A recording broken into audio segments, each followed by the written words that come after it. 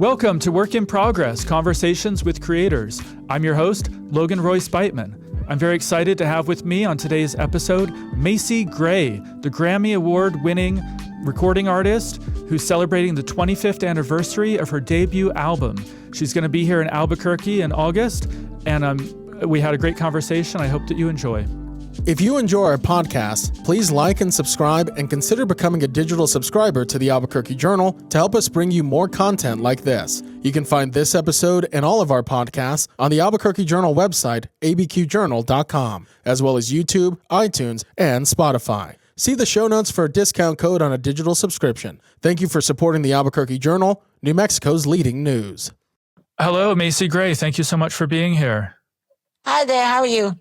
I'm doing great. And we're excited to have you in Albuquerque on August 12th at the Kimo. And you're celebrating the 25th anniversary of your debut album On How Life Is, which I remember getting it when it came out and how much I love that. Are you sick of that album yet, or are you still excited about those songs? No, we during the show, we play the whole album down in order live, and everybody has a ball. It's really cool to see that people still remember all the words and still get all excited when they hear a song starting. It's pretty cool. Definitely. Yeah. No, absolutely. And, it's a great album. I mean, I think, obviously I Try was the big hit, which you won the Grammy for on that album, but there's a lot of great I think sort of story songs on that album. And you really started actually, I didn't realize this, but that you wanted to be you wanted to write scripts. Like you were really a writer. And that's how and then you kind of transitioned into, being a singer-songwriter. Yeah, I went to, I just always had like a natural thing with writing. Even when I was a kid, I used to write, like when I was in college, I wrote term papers for money. People would pay me to do their paper. And, oh, is that right? Yeah. Yeah, it just always came really natural to me. So that's how I got into school in the first place. I applied to only the schools that had writing programs at the time. Yeah. And so I ended up at USC because they had a screenwriting. It was brand new. And I had John Singleton was in my class, and Judd Apatow. We were all in the same class.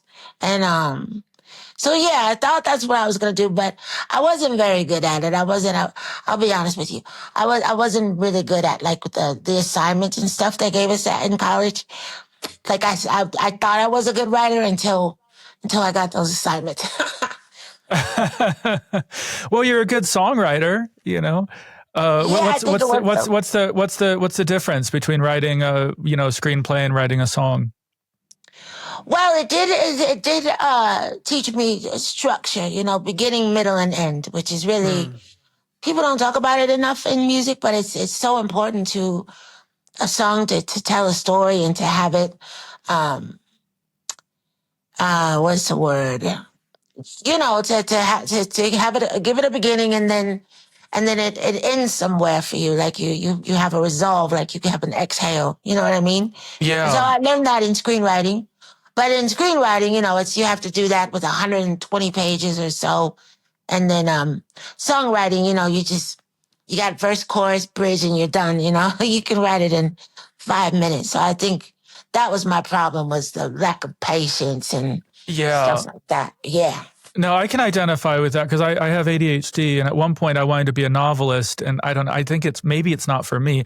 Like doing kind of, like writing for a paper where it's, lots of deadlines fast. I can do that, but Yeah. The long term. Right. Yeah. Maybe our brains aren't for that. I don't know, but it would be great if, I know you've been in a lot of films now. It was something like I think almost 40 films or something, right? Or no, 40 TV shows, maybe 20 films, something like that. You've done a lot of acting anyway. And have you thought about, kind of at this point going back and trying to, maybe collaborate on a screenplay or direct something? Yeah, I'm working on a TV series for a while. writing it, but I'm shooting a movie in about 2 weeks. It's called Turnbuckle, and it's directed by Sean McEwen, and it's Kate Beckinsale, Emil Hirsch, Evan Ross, bunch of other people that I can't remember off the top of my head. But it's a pretty wild cast, and I'm looking forward to it. I'm excited. I was actually before I started my press today, I was memorizing my lines. Oh yeah. Yeah, I mean, it must be. I know you just got off with another interviewer before this, and before that, you're doing your live. I mean, it must be just like a grueling schedule you have. I'm pretty used to it. It's not bad. It's not fine. too bad. Yeah. Yeah. So anyway, it's exciting to have you here. And I was trying to think. I feel like when you were coming up in the 90s and early 2000s, I mean, you sometimes get categorized with sort of the neo soul people because it's like Erykah Badu and Lauryn Hill and right. But then there's also like at the same time a bunch of kind of alternative or indie singers with sort of jazz influence, like I don't know, Portishead, Mazzy Star, Cat Power, Fiona Apple, PJ Harvey, these right. And you sort of and I think of you also like as having a lot of kind of rock influence as well. I mean, what do you think of these different genres and where you would put yourself, I guess? Well, I think that the industry that I'm in, they have to have categories because you have to box things so they can have an R&B department, and then they can have these guys focus on the rap songs that come out. But I think so many artists are, do a lot of different things, and you're actually kind of encouraged to kind of stay in your lane, when you kind of wake up and you want to do something different, and they're like, no, that's going to confuse your audience and blah, blah, blah. But I think just the time that I grew up in, like I was born in the 60s, so I had that, and then the 70s, and then I was a teenager in the 80s, and then I saw so you kind of got to see that whole evolution. Like that was really the birth of hip hop, I think was the late 70s. And then Bob Marley was still around. Jazz was still really big. I remember when Herbie Hancock had the #1 song and it didn't have any vocals on it at all. It was all instrumental, Yeah. And I remember the Marsalis brothers were on the charts, and then there's always R&B, there's always pop, and then I was around for the heyday in rock and roll, like all the metal, and when Nirvana came around, and so I think, and so all that kind of seeps into what I do, making it really impossible to just put out one little type of music, one kind of song, because I have all this information in my brain. Yeah. So it's all really natural to me. I think I get categorized a lot as an R&B singer because I'm Black, which is fine. Most Black artists get that, but nothing I do is kind of in the same universe as like a Chris Brown or a Usher, like the pure R&B artist. So So I think people think like maybe I'm all over the place, but I just think that I just think I can only do what comes to me, and what music comes from all that I know and all that I listen to. Yeah. No, I think that makes a lot of sense, and I think that's maybe why you're a great musician. And when I talk to other musicians, I feel like like this is really like a record industry problem. Like they want to categorize people. Musicians themselves usually don't think this way. Like I talked to Carlos Santana earlier this year, and he said, he listens to everything from metal to Afrobeat to, and it all comes through his sound, Yeah. I mean, I think that's, yeah, but I mean, do you feel like it's been tough for you to resist those pressures from the music industry?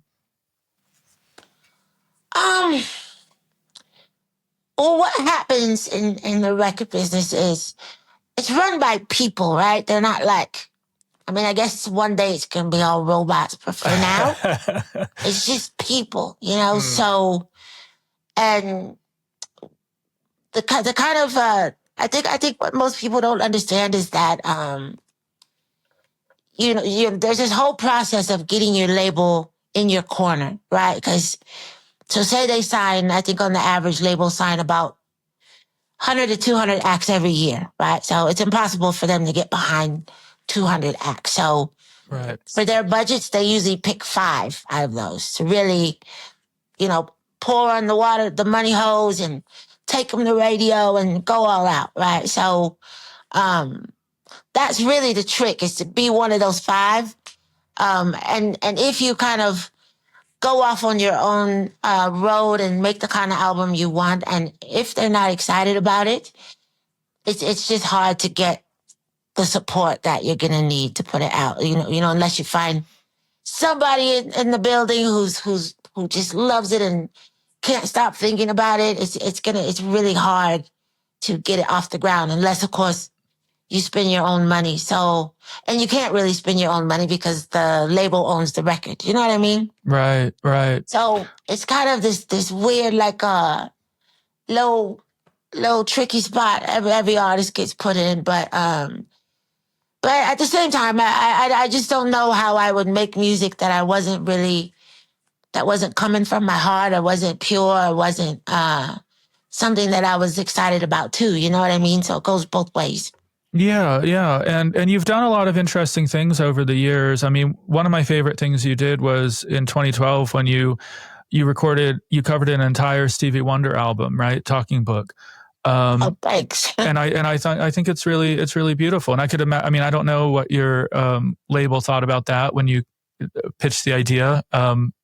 What did they think? Were they into it, or they? Yeah, it was actually, there's this guy, his name was Howard Wilner. He was the MD for Saturday Night Live for years, like I think since day one, maybe. And he produced that album. It was his idea. He goes, no one's ever covered an entire album. And we looked it up and we couldn't find anybody who had, officially done that. So then it was like, well, what album do you want to do? And Talking Book was an album that I just knew inside and out. I knew every word, every song.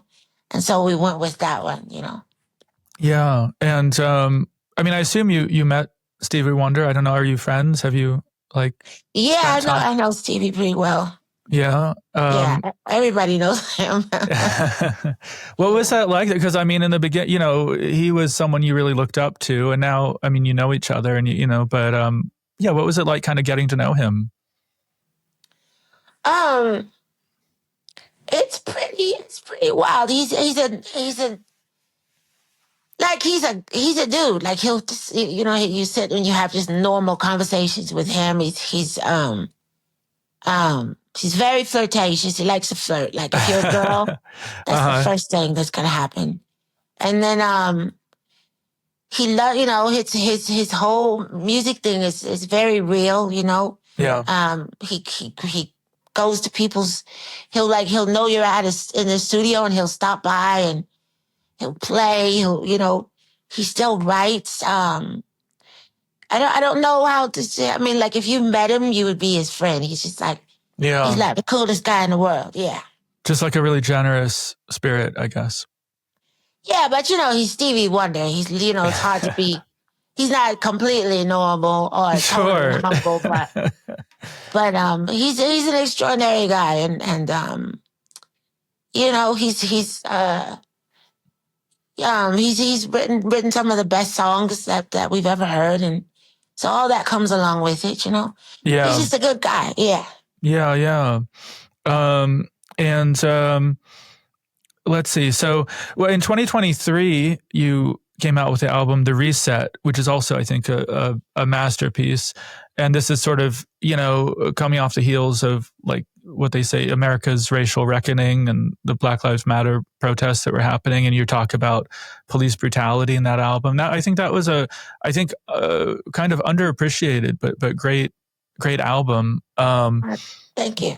Yeah. And, and that was, I guess you were working with a new band at that point, right? Yeah, well, they had been touring with me for a while, and we had always talked about making an album together, like a more of a musician driven album. And Yeah. so COVID was the perfect time because everybody was, had all the time in the world, and the studios were pretty empty, and so we went in the studio and we just did it. Yeah. And who are you touring with now on the new tour? It's just a rhythm section: bass, drums, keys, guitar, and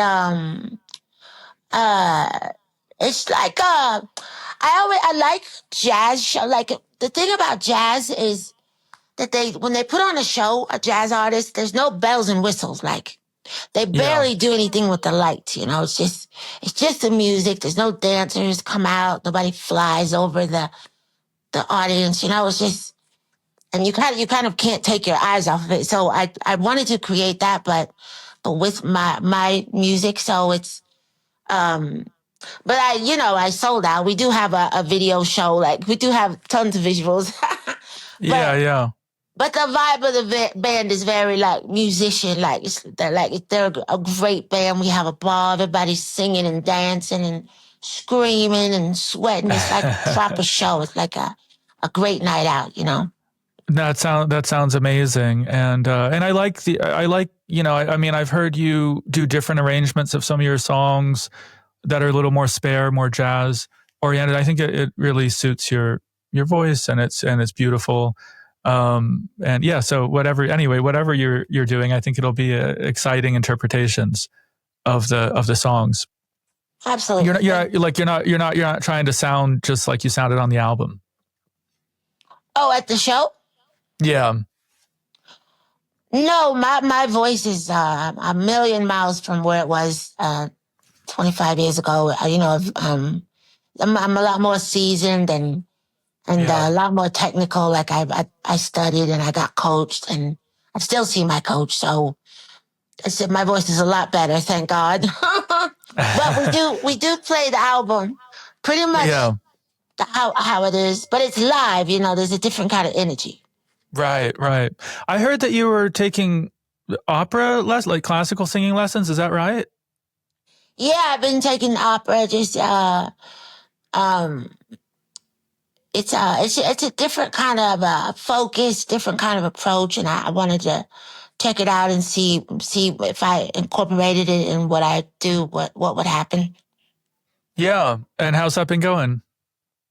It's cool. It's definitely spread out my range a lot more, and my pitch is a lot better. I'm not there yet. Like, there's things that opera singers do that I just am not there. I'm still amateur opera singer. Well, sure. I mean, it's just such a different kind of singing than what you're known for. I think it's exciting that you're trying new things though, and wanting to stretch yourself, and not just being comfortable. Yeah, it's cool to just, you want to know what you're capable of, what you can do. Yeah. And what else? You got a new release, a single, No One, which is Alicia Keys cover. And you just did a collab with Big Frida, I think both of these are great songs. So yeah, it seems like you're still trying out new things, doing different stuff. And it's exciting, I mean, how do you feel like at this point in your career? Do you feel like you can kind of do anything? No, I think I want to still make really great records. Like, I want to like be known for having made some great records, because I love listening to great records. Yeah. So any opportunity I can go in the studio is cool. Right now I'm doing it's supposed to be like my favorite songs from the past 25 years in conjunction with me celebrating the 25th anniversary of my first album. And the 25th anniversary of my second album is next year. So we thought that would be a good idea. We're trying it out, but No One is the first song that we did. It came out really great. It's doing well. Yeah, good. And that album's going to be coming out sometime when, in the fall, or yeah, probably the end of September. Okay, great. Well, we'll be looking forward to that. I think that'll be pretty exciting. Well, is there anything else that you want to say now I didn't ask about during this interview? No, you pretty much covered everything. Okay. Pretty cool interview. Well, thank you so much. It's been a real pleasure speaking with you, and we can't wait to see you here in Albuquerque. Okay, I'll see you there. All right. Thanks so much.